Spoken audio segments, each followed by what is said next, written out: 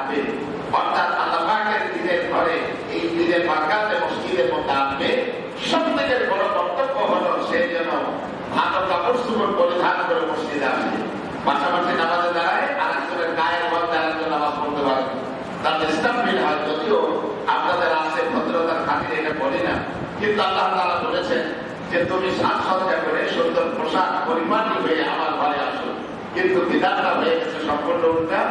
এখন জুমার দিন শুধু নামাজে আসি, যে কারণে টুপিটা উঠানোই থাকে, ওই টুপিটা আর মাথায় দিতে চায় না, কম দিয়ে নামাজেও দেয় না, ঘরের মধ্যে নামাজে দেয় না, মসজিদে তো জুমা তো জুমা, অন্য দিন আসতে চায় না। অনেকেই আছে আমাদের মধ্যে, যেই ব্যক্তির মধ্যে সামান্যতম জ্ঞান আছে সেই ব্যক্তি দুনিয়া নিয়ে এত মাতামাতি করে না, আমরা যেমন করি।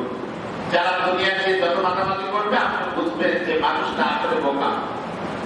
ভাড়া দিয়ে বাড়িতে 6 তলা 10 তলার